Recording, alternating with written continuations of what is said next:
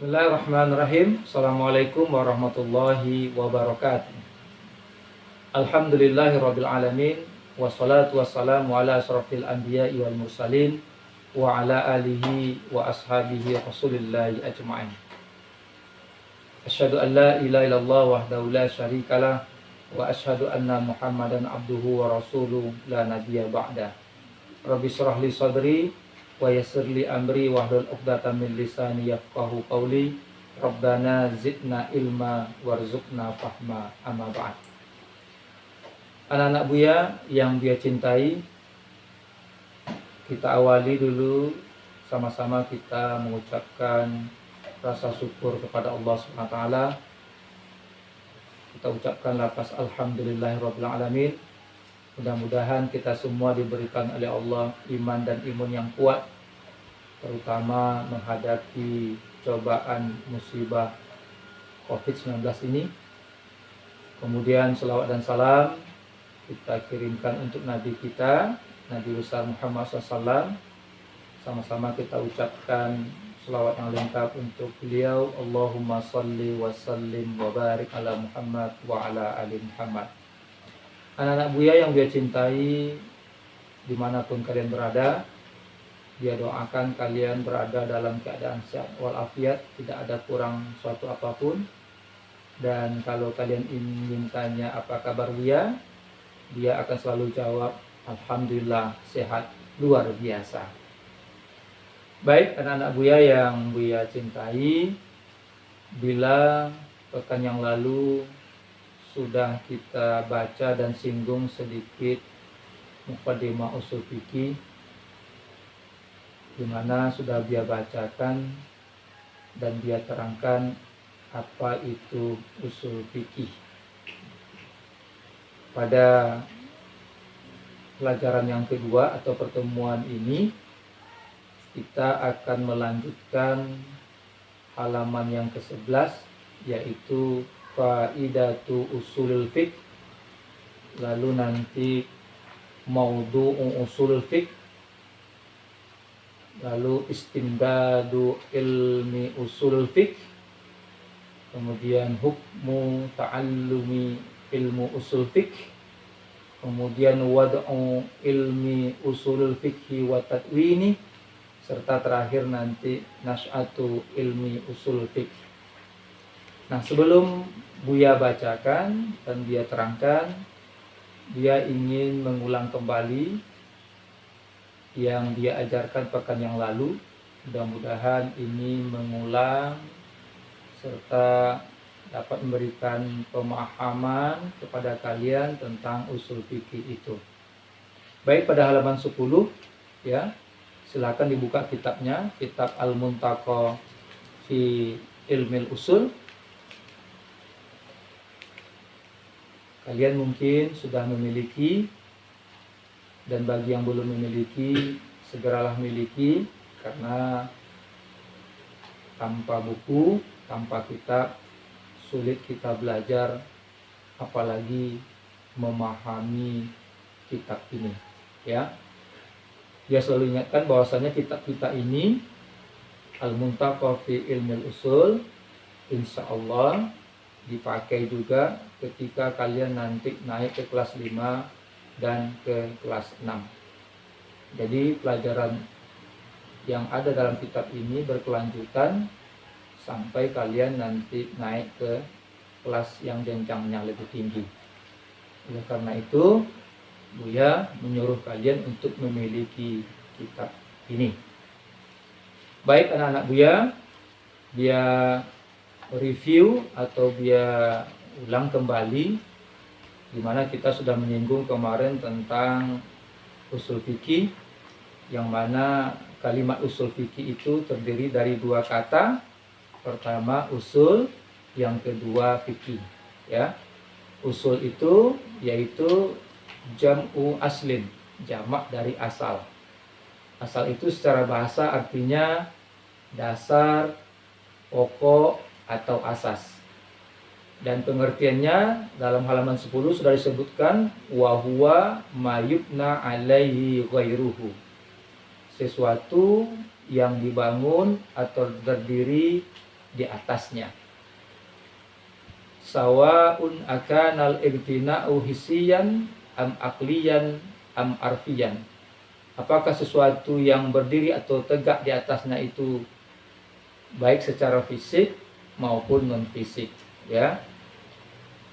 Dicontohkan aslul jidari wa huwa asasuhu.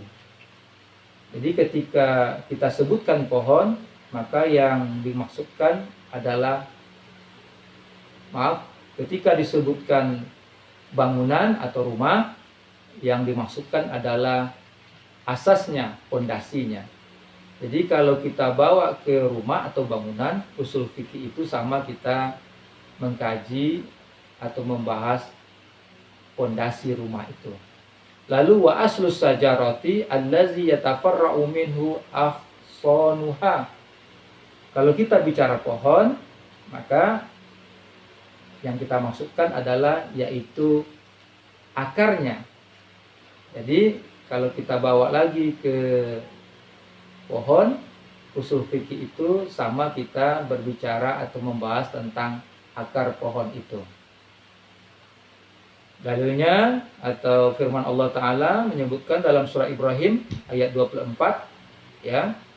Nah, ini Buya suruh kalian untuk mencatat di buku catatannya ayat ini, kemudian tulis artinya, dan ketika kita masuk sekolah besok insya Allah kalian sudah bisa menghafal ayat ini, karena ini salah satu dalil dalam Al-Quran bahwasanya usul fikih itu adalah dasar atau pondasi atau akar dari sesuatu. Kemudian menurut istilah, ya, istilahan wa amma makna kalimatu aslin fi istilahil usuliyyin fatutlaku ala iddati ma'anin. Menurut istilah, usul itu ada beberapa makna, ya. Minha diantaranya al-awwalu, yang pertama al-aslu bimakna ad-dalilu. Yang dimaksudkan usul adalah yaitu dalil, ya. Al-aslu fi hazhil mas'alati al-kitabu wa sunnatu ay daliluha. Jadi yang dimaksud dari sini adalah yaitu Al-Quran dan hadis, ya. Jadi usul fikih adalah dalil yang diambil atau bersumber dari Al-Quran dan hadis. Asani, yang kedua, al-aslu bimakna al-qaidatul kulliyatu, yaitu dengan pengertian atau makna kaidah kulliyah. Kaidah kulliyah itu wahya qadiyatun kulliyatun, yaitu ketentuan umum, ya. Ketentuan umum yang dibuat oleh para ulama hasil memahami, merenungi dan merumuskan dari firman Allah SWT atau ayat-ayat yang ada dalam Al-Quran. Dicontohkan di sini yaitu ibahatul maitati lil mutarri ala khilafil asli, ya. Boleh memakan bangkai bagi orang yang terpaksa, darurat, kritis, tidak ada pilihan lain, yang mana itu adalah bertentangan dengan asalnya. Asal di sini yaitu khilaful qaidatil kulliyati, bertentangan dengan kaidah kulliyah. Bunyi kaidah kulliyahnya apa? Ulama telah membuat kaidah kulliyah yaitu kullu maitatin haramun. Setiap bangkai itu haram dimakan, ya.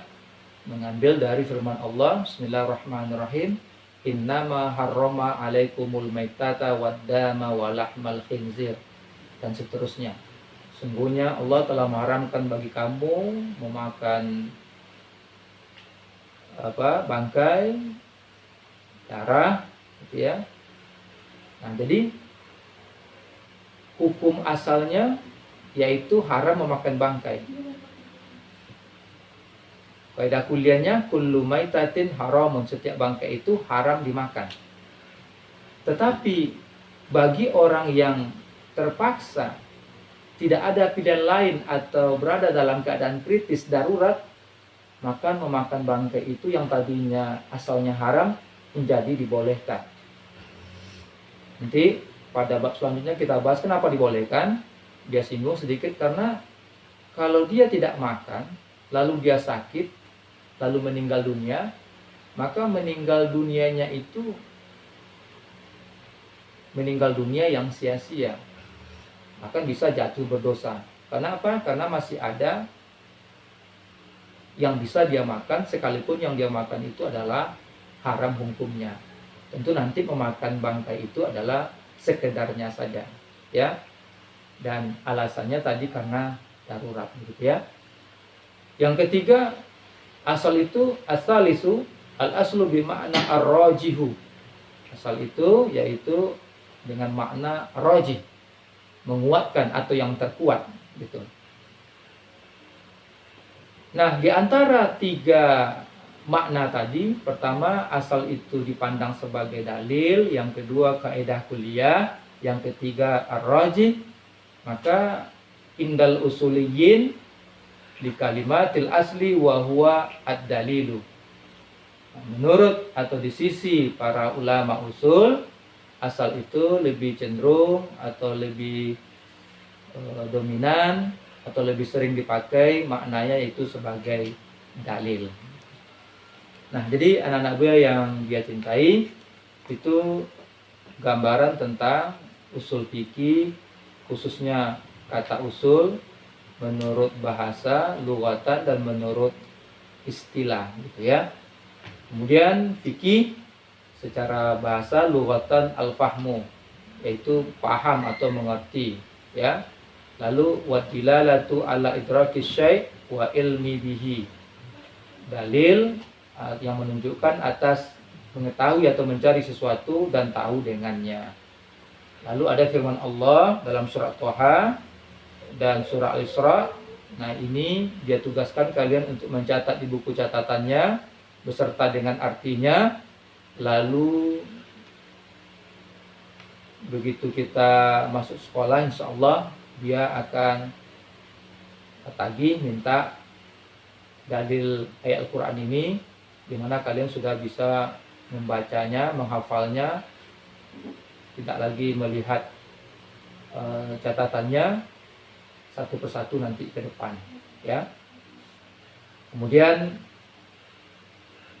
menurut istilah, ya, maknayani, ada dua makna, gitu ya. Al-awwalu, yang pertama, yaitu al-ilmu bil ahkami syar'iyyati al-amaliyati bi adillatiha at-tafsiliyati, mengetahui dengan hukum-hukum syariat yang amalia, yang praktis, gitu ya, atau yang bisa dipraktekkan dengan dalil-dalilnya yang terperinci, gitu ya. Asani, yang kedua, ma'rifatul ahkami syar'iyyah, mengetahui hukum syariat as-sabiti, yang telah ditetapkan li af'alil mukallafina, bagi atau untuk perbuatan-perbuatan mukallaf, yaitu orang-orang yang telah diberikan beban dalam agama. Kalau laki-laki disebut mukallaf kalau dia sudah mimpi basah, kalau perempuan ditandai dengan sudah haid. Allati tariquha al-ijtihadu, yang jalan menetapkan hukumnya melalui ijtihad para ulama. Baik, itu sekilas tentang muqaddimah usul fikih. Sekarang kita masuk tentang faidatu usul fikih. Faedah atau manfaat kita mempelajari usul fikih, ya. Dalam kitab ini ada tiga faedah. Ada 5 faedah, ya. Nah, yang pertama, al-ilmu bil ahkamillahi ta'ala awiz zanni biha, yaitu manfaat atau faedah kita pelajari usul fikih, mengetahui hukum-hukum Allah Ta'ala atau yakin dengannya. Lalu wazalikal ilmul muwassilu ila ridallahi wa jannatihi, ya. Mudah-mudahan dengan kita pelajari ilmu usul fikih ini, kita bisa sampai kepada ridha Allah dan surganya, gitu ya. Dan nanti bisa kita tatbiki amali salimin li ahkamillahi subhanahu wa ta'ala fi hayatina Ya, mudah-mudahan bisa kita praktekkan hukum Allah Ta'ala ini dalam kehidupan kita. Lalu yang kedua yaitu yu'tina al-qudratu ala istinbatil ahkam al-fiqhiyah min adillatiha at-tafsiliyah. Memberikan kita kemampuan untuk bisa mengambil istinbat itu, istinbatil ahkam, istilah usul fikih istinbat yaitu mengambil dan menetapkan hukumnya dari dalil-dalil yang terperinci. Lalu yang ketiga, faedahnya kama annal hajata masatu li hadzal ilm khassatun fi hadzal asri li kasratil mustajdati allati yahtaju kulla minha illa izhari hukmillahi ta'ala. Maksudnya adalah yaitu dengan kita mempelajari usul fikih ini jalan atau sarana besar kita untuk menjaga agama Allah dan menghindari kita dari kesusahan dan kesalahan untuk menuntut mempelajari agama Allah Subhanahu wa taala ya. Maaf, itu yang keempatnya ya. Nah, yang keempat itu maksud dia adalah inna ilma usul fiqh min akbar wasail, gitu ya. Mempelajari usul fikih ini adalah sarana atau jalan besar untuk menjaga agama Allah, li hifdziddin, ya. Lalu menghindari kita dari kesalahan memahaminya, dan ini ilmu usul fikih termasuk min alzamil ulum bidduati wal mursyadina, termasuk ilmu yang dianjurkan untuk dipelajari atau dituntut oleh umat Islam, katakanlah seperti itu ya. Lalu yang kelima, yang ketiga tadi maksud Buya yaitu bahwasanya hukum itu akan berkembang, maka kita tidak bisa kaku dalam memahaminya. Maka kita perlu selalu untuk belajar dan mendalami terutama usul fikih ini. Yang kelima yaitu wa inna dirasata ilmi usul fiqh ta'inu ala fahmi sa'il ulumil ukhra katafsiri wal hadis wal fiqh ya. Jadi sesungguhnya mempelajari ilmu usul fikih membantu kita untuk memahami segala ilmu yang lain atau ilmu-ilmu yang lain seperti ilmu tafsir, hadis, dan fikih ya. Karena semua itu adalah untuk ilmu usul fikih ini untuk termasuk wal kasfu an kunuzia, untuk membuka dari kunci-kuncinya ya. Kemudian wal istifadatu minha, dan bisa kita ambil faedah darinya. Selanjutnya kita masuk tentang maudhu'u usul fiqh ya. Objek usul fikih. Nah, maudhu'u hazil fan ma yali. Objek usul fikih dalam pelajaran ini sebagai berikut, yaitu dia bacakan saja apa ya. Fa amma mawdu'uhu ar-ra'isi fa huwa al-adillatul musilatu ilal fiqh minal kitabi was sunnati wal ijma' wal qiyasi wa nahwiha wal ahkamu allati yumkinu an tastanbita min hazil adillati kal ijabi wa tahrimi wa ghairihima summa kaifiyatul istidlali bitilkal adillati ala tilkal ahkam ya. Jadi objek usul fikih ini yaitu pertama yaitu dalil-dalil yang sampai kita paham terhadapnya bersumber dari Al-Quran, Sunnah, Ijma', Qiyas, dan yang lainnya. Lalu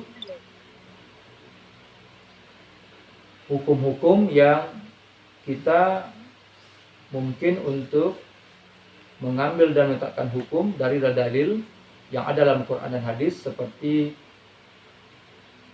wajibnya sesuatu, haramnya sesuatu, dan selain keduanya.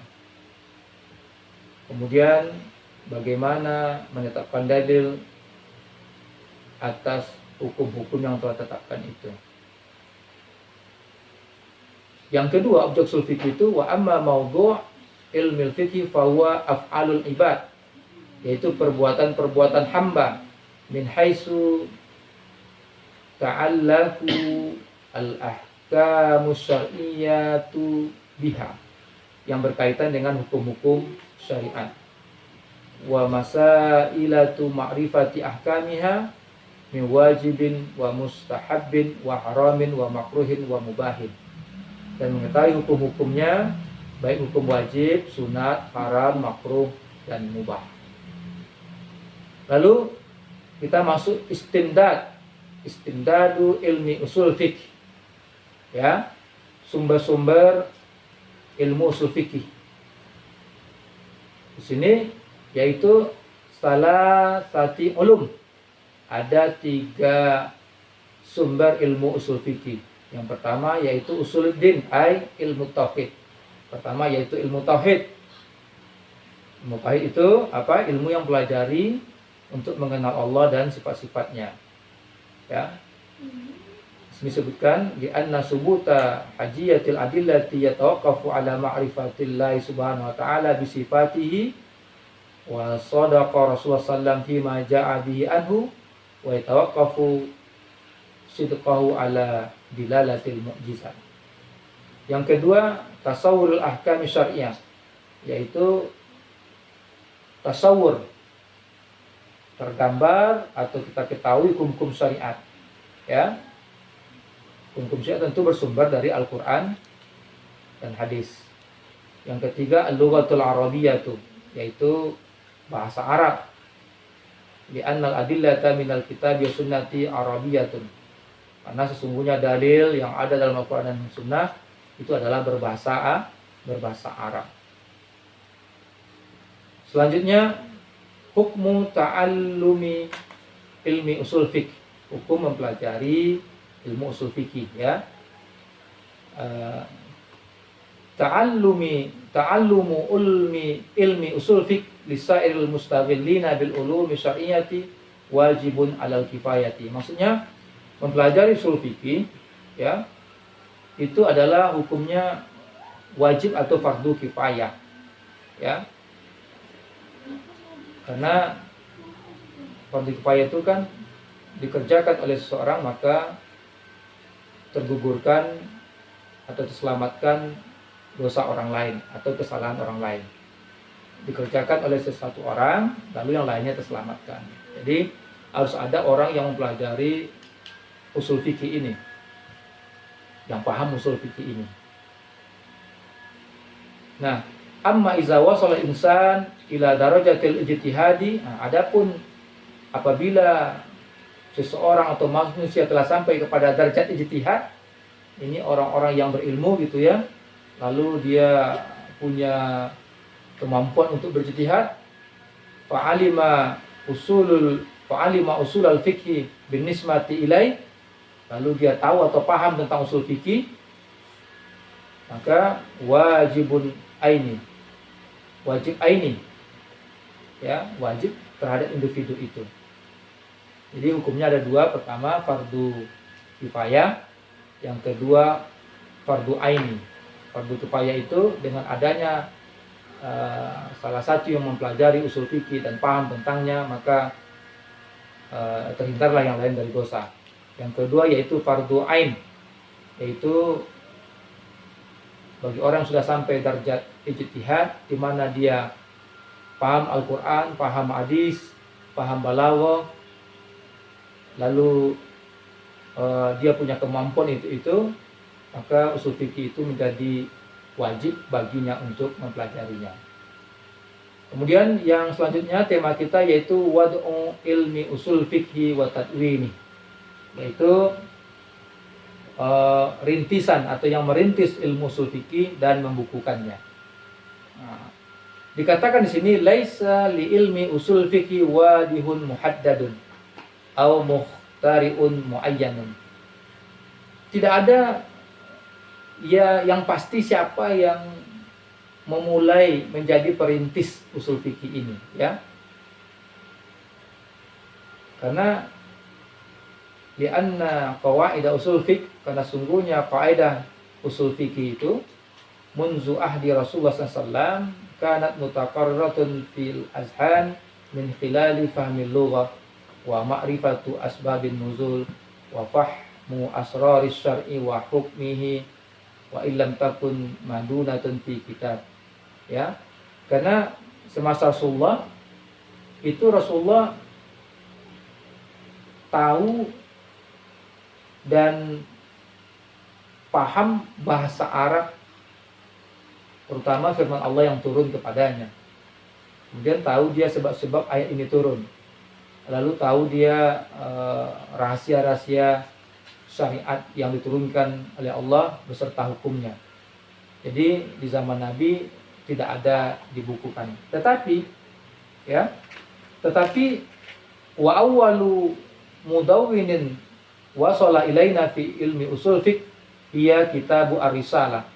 Tapi yang tercatat dalam sejarah, orang yang pertama membukukan yang sampai kepada kita tentang ilmu usul fikih ini yaitu kitab Ar-Risalah. Dia ulangi, kitab Ar-Risalah yang ditulis atau dicatat oleh Al-Imamul Jalil, imam yang sangat kita hormati, kita muliakan, yaitu Muhammad bin Idris Asy-Syafi'i rahimahullahu ta'ala. Yaitu Muhammad bin Idris Asy-Syafi'i, atau yang kita kenal dengan Imam Asy-Syafi'i rahimahullahu ta'ala, semoga Allah merahmatinya. Ya, jadi beliaulah orang pertama yang mencatat dan membukukan usul fikih, yaitu yang terkenal dengan nama kitabnya Ar-Risalah, di mana beliau al-mutawaffa sanata, beliau wafat tahun 2004 Hijriah. Kalau tidak salah beliau lahir 150 Hijriah dan wafat pada tahun 2004 Hijriah. Ya. Kemudian baru diikuti oleh ulama-ulama setelahnya, ya. Nah, ulama-ulama setelahnya mereka kita jumpai menyusun kitab usul fikih dengan berbagai macam judul, metode dan lain sebagainya, ya. Nah, jadi cuman yang perlu kita catat bahwasanya orang yang pertama mencatat dan bukan usul fikih itulah yaitu Muhammad bin Idris Asy-Syafi'i, atau yang kita kenal dengan Imam Asy-Syafi'i rahimahullah ta'ala, yang wafat pada tahun 2004 Hijriah. Ya. Baik anak-anak Buya yang Buya cintai dan Buya sayangi dimanapun berada, dengan keterbatasan ini mudah-mudahan tidak mengurangi semangat dan pemahaman kalian untuk belajar usul fikih, ya, karena memang diperlukan kesungguhan, ya. Terakhir kita masuk tentang nas'atu ilmi usul fikih, perkembangan ilmu usul fikih. Insyaallah pada pekan depan kita akan bahas bagaimana perkembangan ilmu usul fikih mulai zaman Rasulullah, sahabat, tabi' dan tabi'in, ya. Nah, barangkali itu saja pertemuan kita pada kali ini, dan sekali lagi dia sarankan kepada kalian untuk memiliki kitab Al-Muntaqa fi Ilmil Usul, bisa langsung sama Buya atau mudah-mudahan sudah ada di pustaka, ya. Demikian saja pertemuan kita. Terima kasih atas perhatiannya. Dia sudahi dengan doa kafaratul majlis. Subhanakallahumma bihamdika asyhadu an la ilaha illa anta astaghfiruka wa atubu ilaik. Assalamualaikum warahmatullahi wabarakatuh.